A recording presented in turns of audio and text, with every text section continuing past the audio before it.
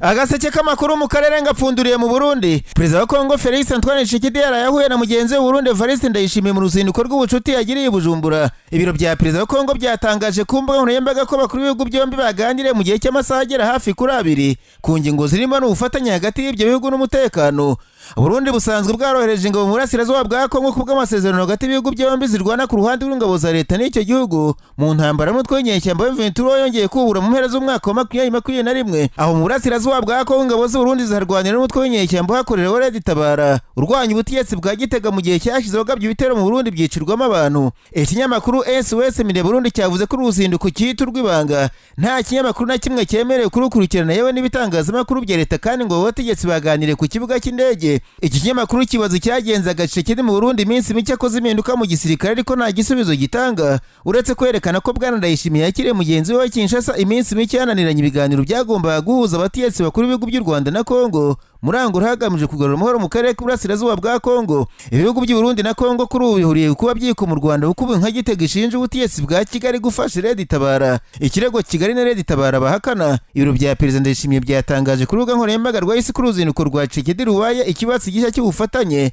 bwo mu nzego nyinshi hagati y'ibihugu byombi no ku rwego rw'akarere. Uretse ko impande zombi zivuga ko urwo ruzinduko ruri muri gahunda yo gushimangira amahoro n'umutekano n'iterambere mu mibereho no mu bukungu, nta ngingo zirambuye zatangajwe z'ibyo abaperezida bombi baganiriyeho. Ibiro bya Tshisekedi byavuze ko inama iri muri gahunda y'ibikorwa byo kwimakaza iterambere n'umutekano mu karere k'ibiyaga bigari. Tshisekedi yerekeje Bujumbura nyuma y'umunsi umwe avuye Brazzaville guhura na Perezida Denis Sassou Nguesso baganira ku ngingo zirimo n'ubukungu n'uko ibintu bimeze mu karere by'umwihariko mu burasirazuba bwa Kongo. Izi nama n'abo bategetsi bo mu karere zinabaye hashize iminsi mike Tshisekedi akoze impinduka zikomeye mu buyobozi bukuru bwa gisirikare bitewe no kuba ari ngombwa kandi byihutirwa. Gusa mu burasirazuba bwa Kongo intambara kuri ubu iracyakomeje muri teritwari ya Lubero aho ingabo za leta zigamba gufata Ndoruma n'agace ka Mambasa ubu zikaba ziri gushaka kwisubiza Rimbongo hakoreshejwe ibunda bikakaye nka bya Sukoye. Gusa Ventura yavuze ko ibisasu bitabatirimuye bitanabuje gushkuragiza ingabo za leta n'abambari bazo bafatanije intambara n'ubwo inyeshyamba zishinja ingabo za Kongo kurasa buhumye mu basivile. Ninyebeje muri Tanzania abanyamakuru bicaye imbere mudasobwa barandika banitswe rugeretse hagati ya Freeman Mbowe usanzwe ari perezida w'ishyaka Chadema ritavuga n'umutegetsi muri Tanzania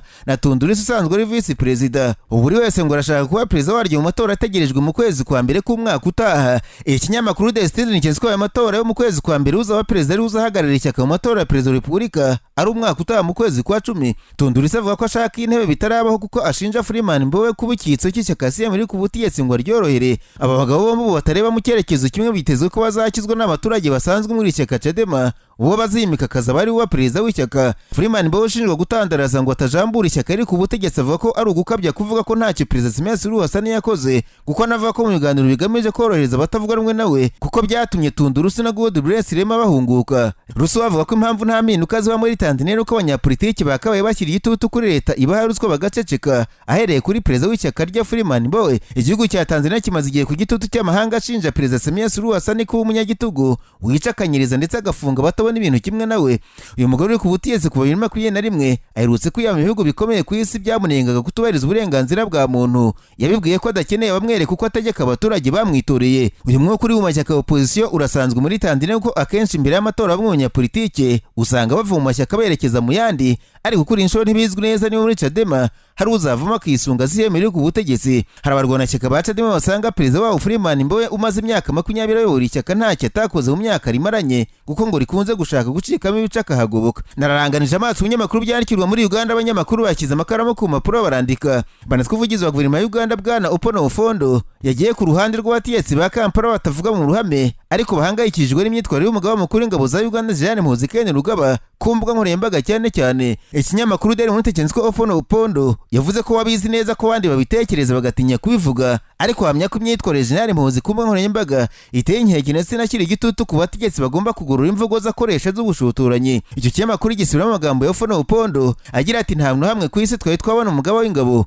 umukuru wa polisi cyangwa se umukuru w'ubutasi witwara kuriya ibya Muhoozi biteye inkeke. Yongeraho ko ikiberemereza uko bategetsi bagomba kubigorora. Ati murumuna wanjye nkunda General Muhoozi akwiye gusubira mu bihe bye bya kera akagabanya imyitwarire nk'iyi ngiyi ku mbuga nkoranyambaga. Bwana Opondo ntihagarukiye ngo yanakomeze ati ndabizi nta wundi muntu uzarasuka nk'uko ngo abivuge ariko ndabizi bose barahangayitse. Imyitwarire ya Muhoozi nta mutegetsi idateye inkeke. General Muhoozi umuhungu wa perezida Museveni aherutse kurikokereza ku mbuga nkoranyambaga avuga amagambo atarashimije abategetsi ba Kongo Kinshasa na Sudani ndetse basabye Uganda ibisobanuro nubwo kugeza ubu bitaratangwa.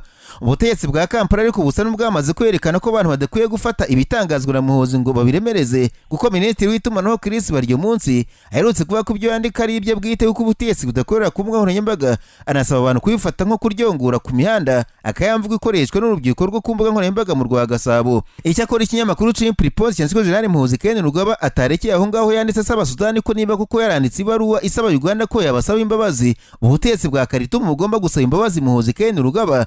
Mu ibaruwa yanditswe mu cyumweru gishize na Minisitiri w'Ububanyi n'Amahanga w'iki gihugu nacyo kitorohewe n'intambara, yamaganye amagambo yise rutwitsi ya General Muhoozi Kainerugaba asaba ko Uganda isaba imbabazi kuko umugabo w'ingabo wabo yari yavuze ko mu kwa mbere Trump namara gufata ubutegetsi muri Amerika nawe azatera agafata Khartoum.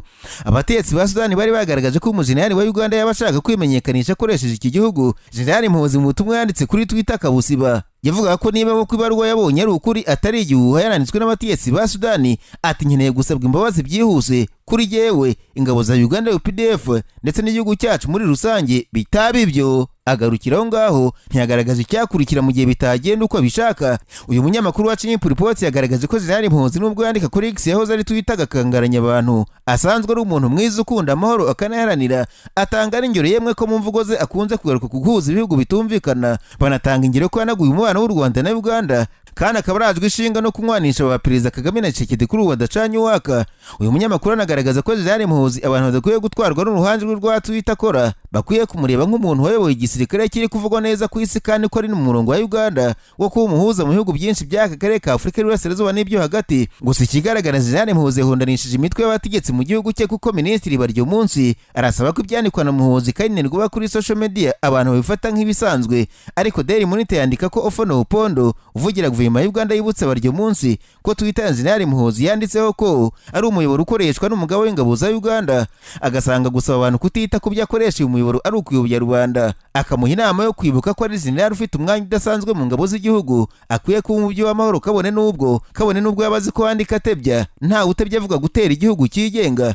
Minisiteri y'Ububanyi n'Amahanga ya Sudani yihagaze kuvuga ko amahanga akwiye kwamagana imigire ya General Muhoozi Kainerugaba, umuhungu wa Perezida Museveni ukirwa mu majwi ko yazasimbura se. Agaseke k'amakuru mu karere ngapfunikiriye muri Kenya, abanyamakuru bakoze jiba muri no barandika banatse ko hadutse guterana amagambo hagati ya guverinoma ya Kenya na Rigathi Gachagua wahoze ari Vice Perezida ushinja ubutegetsi kugemura ibiyoga by'ibikorano mu karere ka Mount Kenya hagambiriwe kumaraho urubyiruko rw'abakikuyu. Bwana Gachagua wegujwe ku mwanya wa Vice Perezida ku cyumweru yavuze ko ibyo biyoga by'ibicupura ari Perezida William Ruto wategetse ko babyenga bakajya kurimbura izo nsoresore. Umunyamabanga uhoraho muri Minisiteri y'Umutekano w'imbere mu gihugu muri Kenya yabwiye ikinyamakuru The Standard ko Bwana Gachagua nk'umuntu hoze mu butegetsi mu kizuru adakwiye kuvuga amagambo agamije kubusebya kuriya nta kimenyetso na kimwe yerekana, agasanga ari ibintu bidakwiye umuyobozi. Uyu munyamabanga uhoraho muri iyi minisiteri asangira ijambo rya Gachagua ari rutwitse abantu bakwiye kumugendera kure kuko leta ya Kenya nta ruganda igira rwenga inzoga kandi ko igihugu kitaruga bene kakageni, ubivuga kwe kuzana ibimenyetso simusiga kuko bisa naho hari icyara afite ndetse no kwikunda. Nubwo bitazwi neza ko leta ya Kenya kuko yaba yarategetse kujyana inzoga z'uburozi muri Mount Kenya, Minisiteri y'Ubuzima muri Kenya yemeza ko ari abantu barimo bapfa bazize kunywa ibiyoga by'ibikorano cyane cyane mu ntara Nakuru.